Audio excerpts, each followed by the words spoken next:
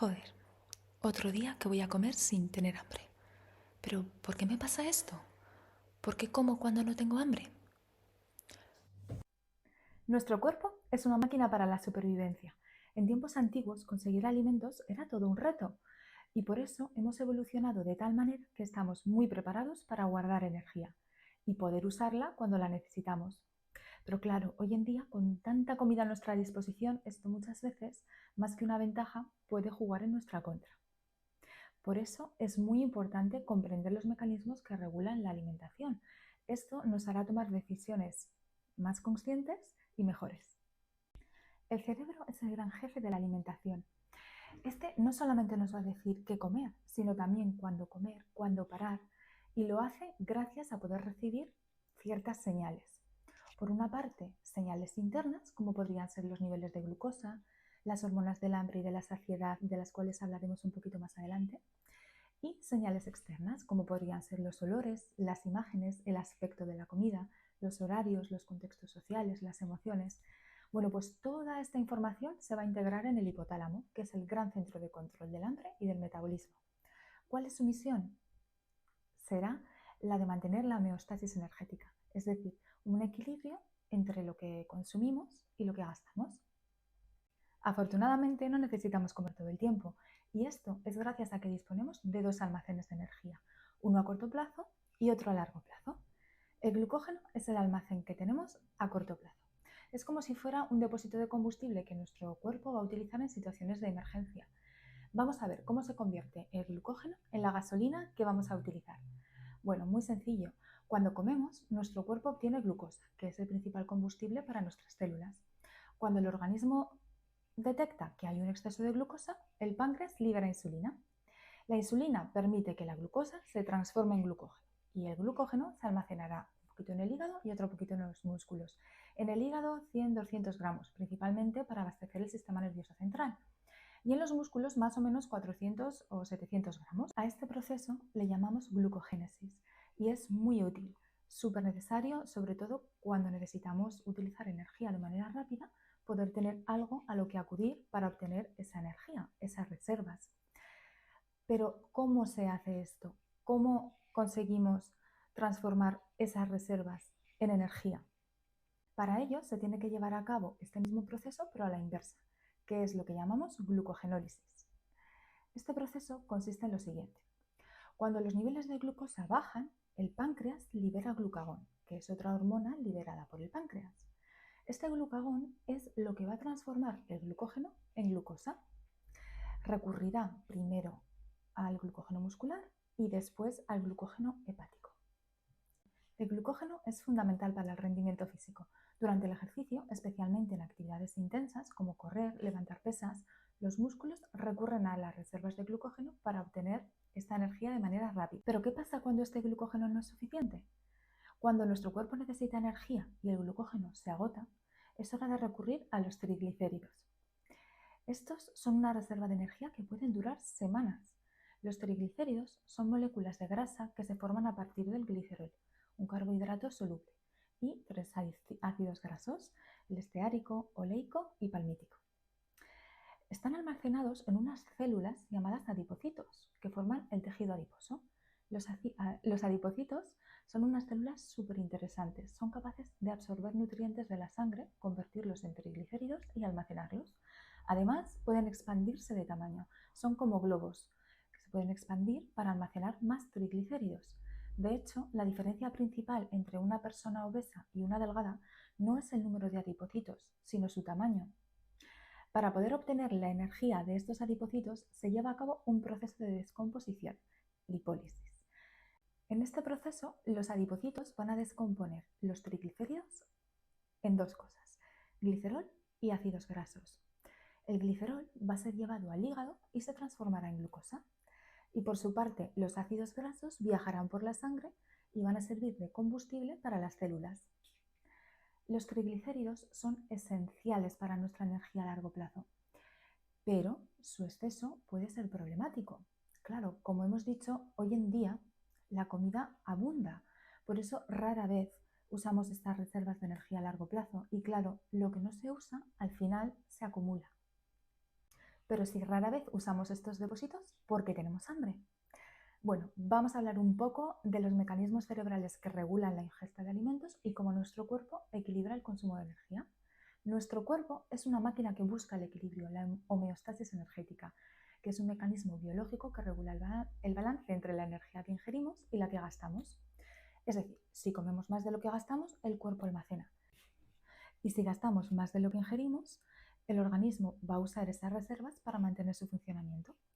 Por eso tenemos dos mecanismos clave.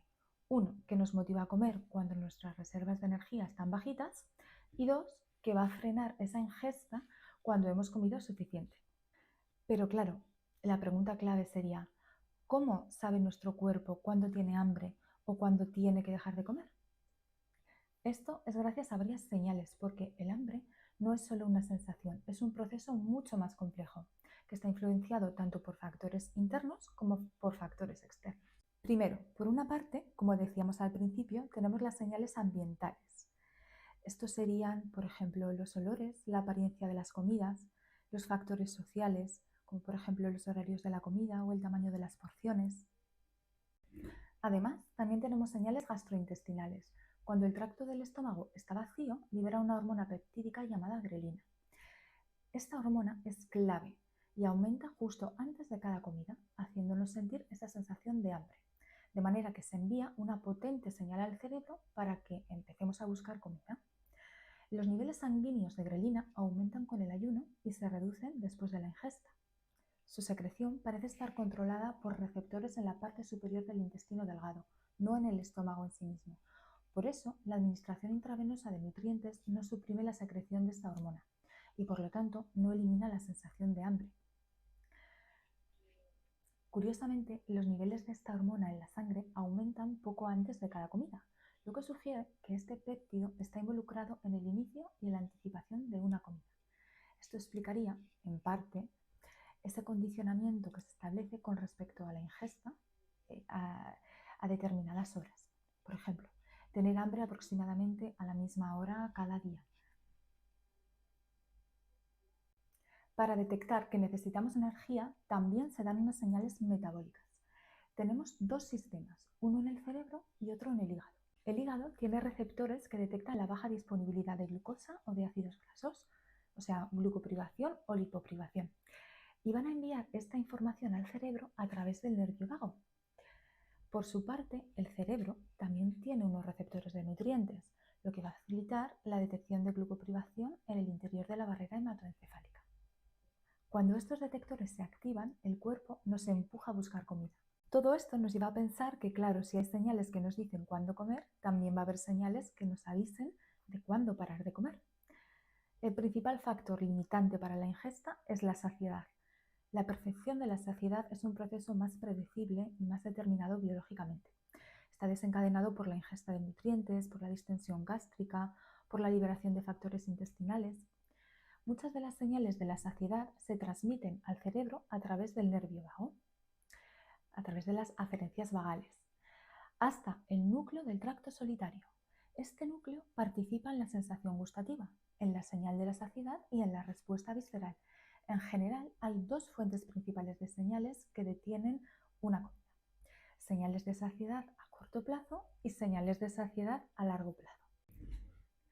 Vamos a hablar de las señales a corto plazo, es decir, aquellas señales que detienen una ingesta de la otra. Estas son, por una parte, los receptores en el estómago y en el duodeno. En nuestro sistema digestivo existen unos receptores capaces de detectar distintos nutrientes. Cuando estos receptores se activan, envían una señal al cerebro a través, como no, del nervio vago, indicando que hemos consumido alimentos. En segundo lugar, tenemos a la insulina, una hormona clave en la regulación del apetito. Aunque no puede atravesar directamente la barrera hematoencefálica, llega al cerebro a través de unos transportadores. Cuando la insulina se une a sus receptores en el hipotálamo, el cerebro recibe la señal de que el cuerpo está en la fase de absorción y por lo tanto reduce la sensación de hambre. En tercer lugar, tenemos al freno del apetito, es decir, la colecistoquinina, CCK. La colecistoquinina es una hormona que se libera en el intestino delgado poco después de comenzar a comer, especialmente en respuesta a la presencia de proteínas y de grasas. Su función principal es la de ralentizar ese vaciado gástrico, permitiendo así que la sensación de saciedad se mantenga en el tiempo. Y por último, el péptido PII, que hará de regulador del vaciado gástrico. Este péptido se libera tras una comida en una cantidad proporcional a las calorías consumidas. Al igual que la colecistoquinina, va a reducir esa motilidad gástrica y va a ayudar que ese vaciado gástrico sea más lento y por lo tanto se prolongue la sensación de saciedad. ¿Y qué pasa a largo plazo?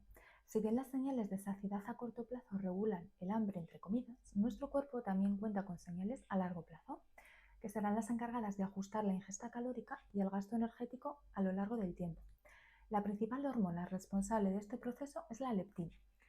La hormona de la saciedad a largo plazo, la leptina, es una hormona producida por los adipocitos, células del tejido adiposo, y su función principal es la de regular la cantidad de grasa corporal y enviar señales al cerebro para reducir el apetito.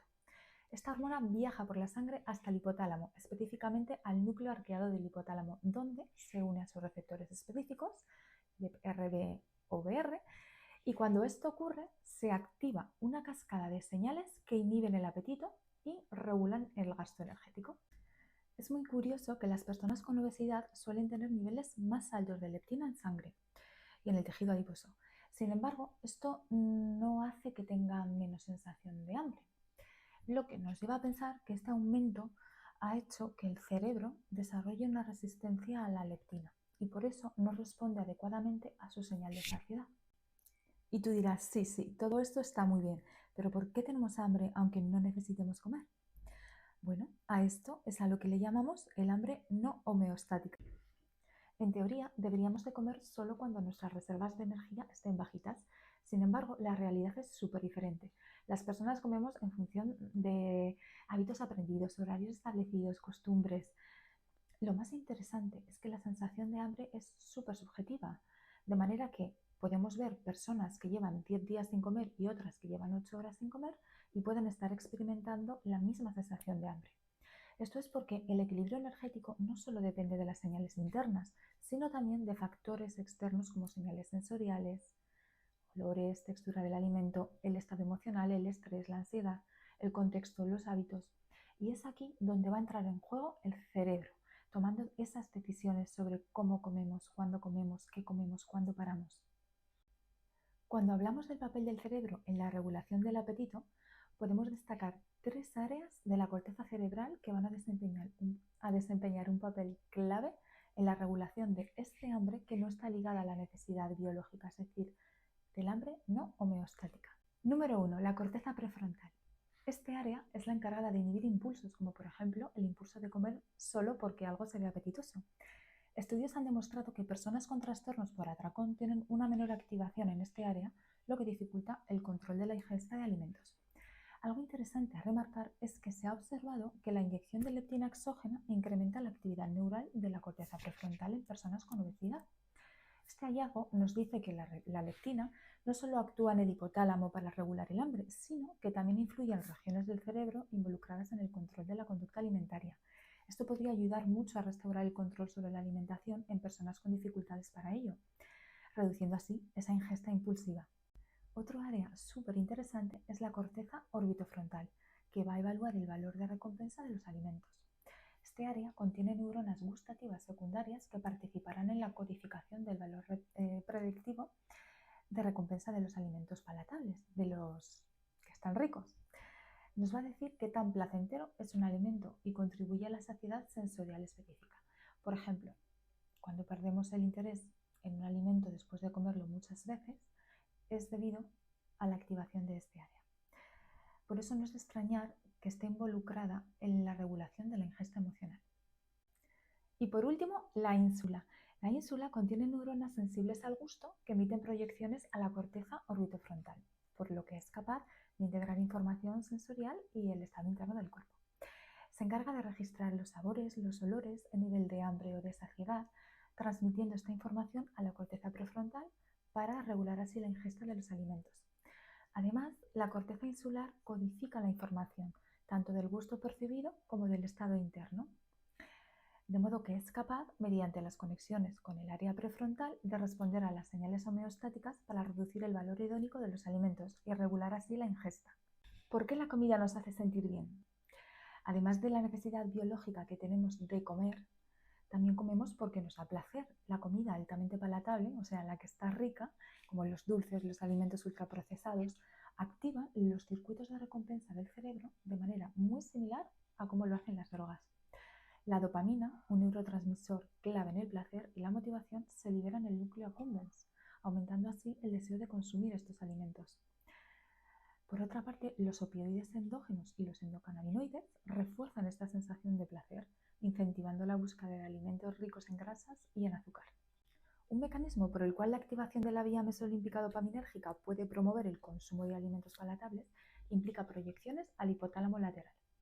Este área del cerebro contiene neuronas que estimulan poderosamente la ingesta de alimentos y está alimentada no solo por fibras del estriado y de la corteza prefrontal, sino también del núcleo arqueado y también de otras áreas hipotalámicas cruciales para la homeostasis energética. Se ha visto que las neuronas estimuladoras de la ingesta de alimentos en el área hipotalámica lateral suelen estar frenadas de manera constante por otras señales, pero la activación de las vías de recompensa pueden quitar ese freno a las neuronas. ¿Qué quiere decir esto? Que la leptina y la insulina ponen el freno a los circuitos de recompensa del cerebro. Por eso, al reducir los niveles circulantes de estas hormonas, la restricción energética aumenta la sensibilidad de los circuitos de recompensa. El problema es que en un entorno obesogénico, donde los alimentos están por todas partes, este sistema de recompensa se puede volver loco, hiperactivo, y es lo que nos lleva a comer muchísimas veces cuando no necesitamos comer. ¿Qué puede afectar nuestra sensibilidad al hambre y a la saciedad? Hay dos hormonas clave en la regulación del hambre y de la recompensa.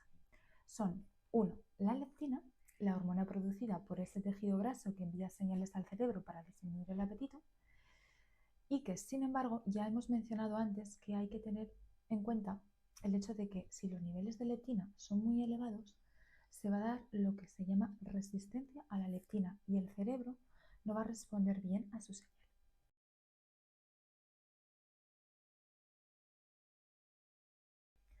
Y 2, la insulina. Además de su papel en el control del azúcar en sangre, también influye en la regulación de la ingesta. Cuando sus niveles bajan, por ejemplo en periodos de restricción calórica, la sensibilidad a los circuitos de recompensa aumenta. Esto va a hacer que la comida parezca todavía más atractiva. Para mantener un equilibrio en nuestro cuerpo necesitamos consumir energía a través de los alimentos, pero también gastarla en funciones como la actividad física, el metabolismo basal. El cerebro, específicamente el hipotálamo, es el encargado de mantener el balance energético. Dentro del hipotálamo hay un área clave llamada núcleo arqueado, donde encontramos dos tipos de neuronas que regulan el hambre y la saciedad. Por una parte, las neuronas orexígenas, que estimularán el hambre, producen el neuropéptido INPI y el péptido relacionado con el agouti AGRP. Y en segundo lugar tenemos las neuronas anorexígenas. Estas neuronas van a reducir el hambre y van a producir propiomelaanocortina, que se transforma en alfa-MSH para enviar señales de saciedad. Estos dos tipos de neuronas van a trabajar en conjunto para decir cuándo comer y cuándo parar de comer.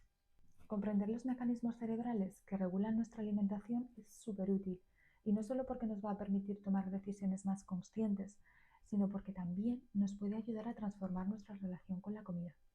No se trata solo de qué comemos, sino de por qué lo hacemos. Cuanto más nos conocemos, cuanto más nos comprendemos, más bonita es la mirada que ponemos sobre nosotros mismos, con menos juicio y con más amor.